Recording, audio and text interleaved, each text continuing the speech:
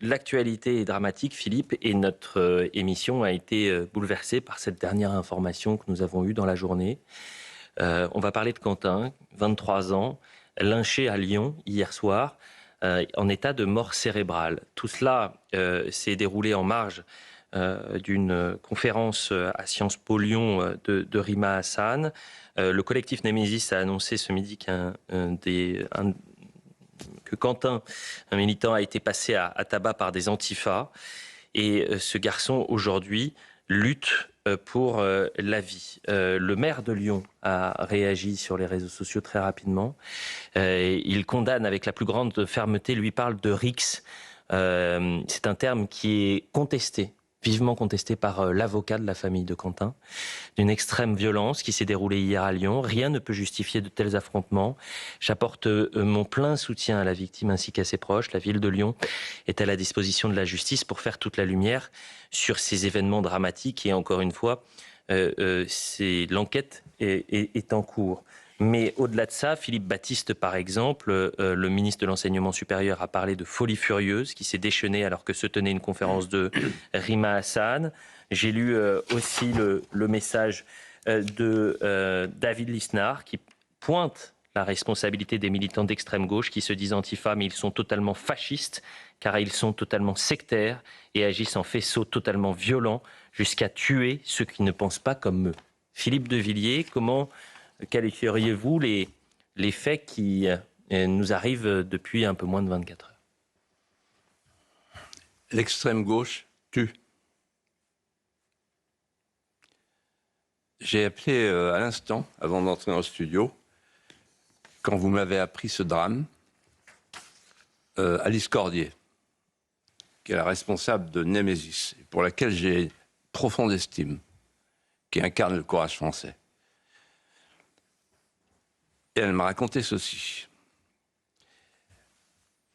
Un groupe de jeunes à Lyon venait pour manifester pacifiquement contre l'intervention, pour le moins discutable, de Rima Hassan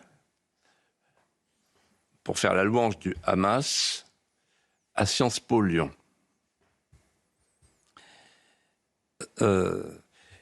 Alice Cordier, sachant que la ville de Lyon n'est pas sûre et qu'elle n'y est pas la bienvenue, le groupe Némésis est un groupe qui défend notre civilisation,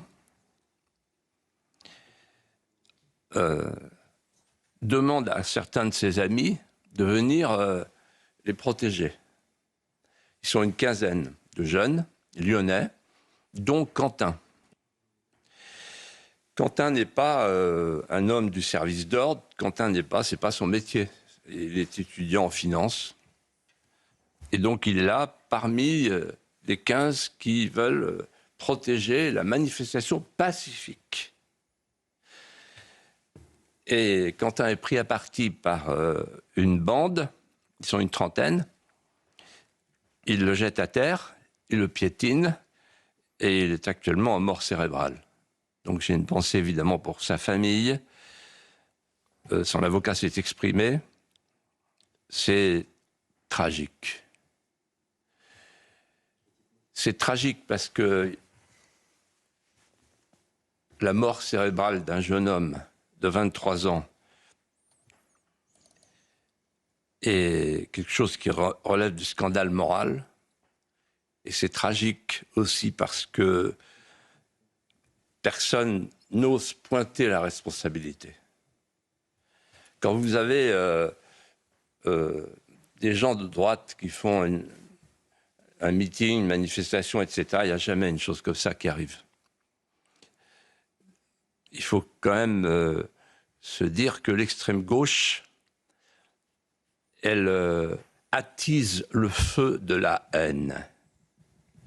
Et donc elle arme le bras de ceux qui tuent ensuite, ou qui peuvent tuer. Et donc, moi je dis ceci. Aujourd'hui, la France est un pays multifracturé. Et le gouvernement ne fait rien.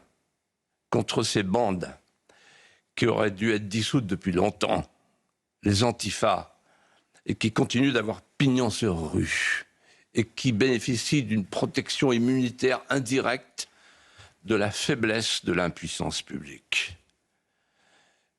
Et je voudrais dire un mot sur Mélenchon et sur Rima Hassan. Ces gens-là se promènent avec des brandons, les brandons de la haine. Rima Hassan, elle a eu le culot de faire un communiqué qui dit que des manifestants étaient venus tenter de perturber son intervention. Non, pas de perturber, simplement de manifester leur désaccord. Et donc, moi, je pense qu'un jour se posera la question de la l'égalité d'un parti qui appelle à la violence.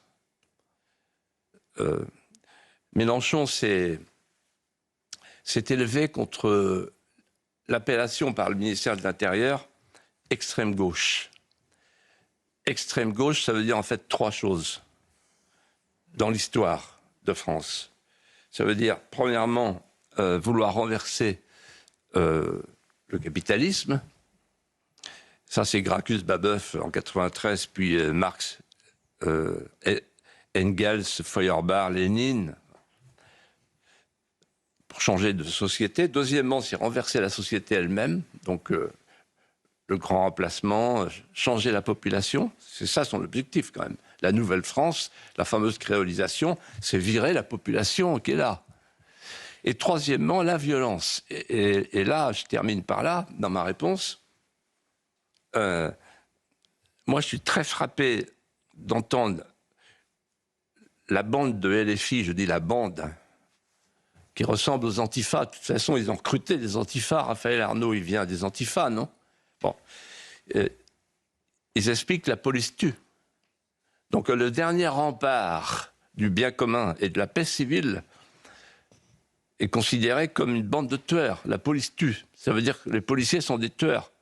Donc les gens qui traitent les policiers de tueurs, pour moi, sont des malfrats. Et ça va plus loin, puisque en pleine campagne des municipales, ils sont en train d'installer quelque chose de nouveau que personne ne veut voir. Ils sont en train d'insinuer le racialisme. Ce sont des racistes. Ces gens-là sont des racistes. Et donc, ils se disent eux-mêmes racialistes. Et donc, en fait, ce climat de violence, il est très dangereux. Vous savez pourquoi il est très dangereux? Parce qu'il peut déboucher un jour en France, comme on l'a vu avec l'affaire Charlie Kirk aux États-Unis, sur des drames plus graves encore. Il y a chez LFI des ferments de guerre civile. Vous avez parlé de Rima Hassan. Effectivement, dans son message, elle explique qu'elle a appris, je la cite, avec effroi les faits concernant le jeune homme Quentin, actuellement entre la vie et la mort, à la suite d'un affrontement survenu hier à Lyon entre des militants antifascistes et des militants identitaires présents aux côtés du collectif d'extrême droite Némésis, venus perturber la conférence à laquelle j'étais invité à participer par les étudiants. Pour chacun de mes déplacements, le seul et unique service d'ordre avec lequel je collabore et qui m'accompagne est celui de la France Insoumise, qui n'a jamais recours à la violence et qui n'est en aucun cas appliqué. Une enquête doit faire toute la lumière sur les circonstances de ces faits extrêmement graves et inacceptables que je condamne fermement. Les personnes responsables de ces violences doivent rendre des comptes. Non, c'était simplement pour donner l'information. Je ne pense pas avoir mis d'erreur. Pas du tout, cher Philippe. C'était simplement pour vous donner la réaction de Rima Hassan, dont vous parliez il y a quelques instants. Je suis également très attentif et je vous donnerai dans les prochaines minutes une autre information qui s'est produite il y a quelques instants sur les Champs-Élysées avec une attaque au couteau et visiblement un gendarme qui aurait été blessé avec des motivations qui sembleraient être liées. Je suis extrêmement prudent encore une fois, mais peut-être parlerons-nous dans les prochaines minutes d'une attaque terroriste islamiste. Mais je préfère être très prudent encore une fois. J'attends la confirmation de notre service police-justice. Philippe de Villiers, je vous disais, je vais vous apporter des éléments qui pourraient bousculer notre émission. Et je vous ai même dit peut-être que dans les prochaines heures, nous parlerons d'une attaque terroriste islamiste. Il s'avère que le parquet antiterroriste s'est saisi de l'attaque à Paris. Je vais vous donner rapidement les faits. C'est passé il y a quelques heures seulement.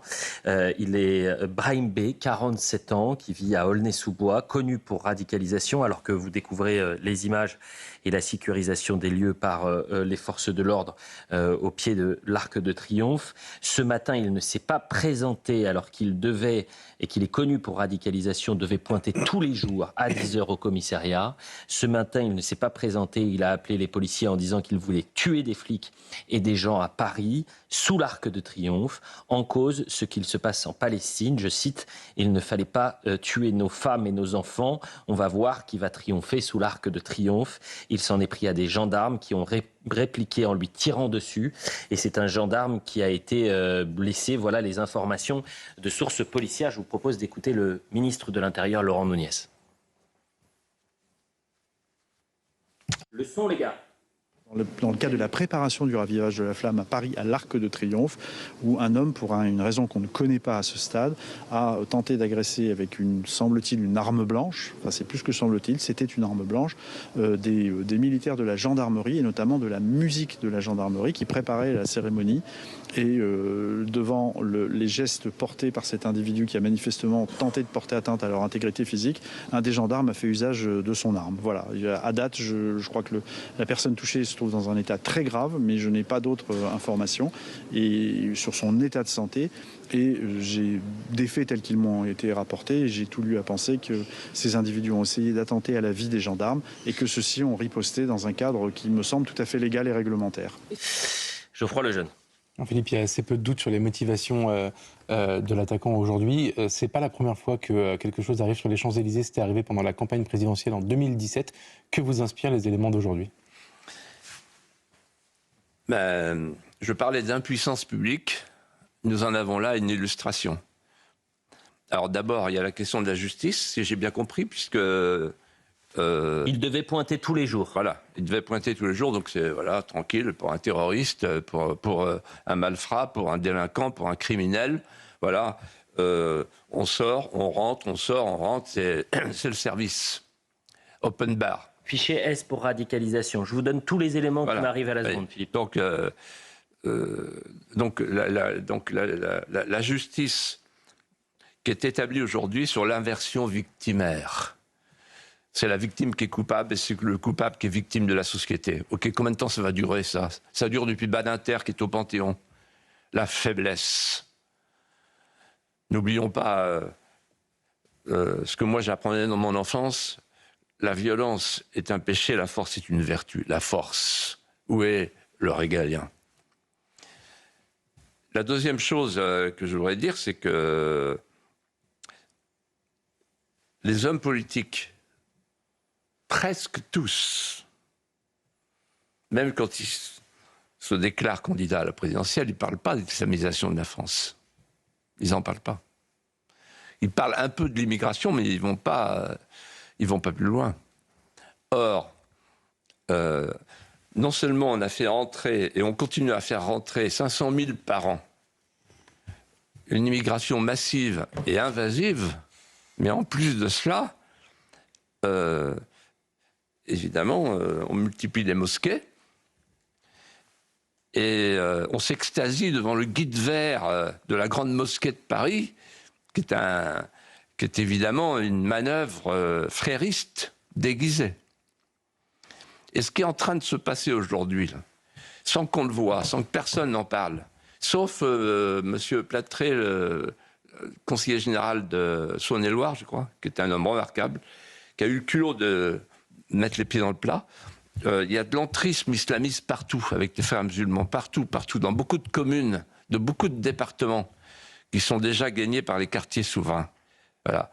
Et donc, en fait, moi, je tire la sonnette d'alarme en disant l'islamisation galopante de la France va nous conduire dans une situation de face à face entre deux civilisations.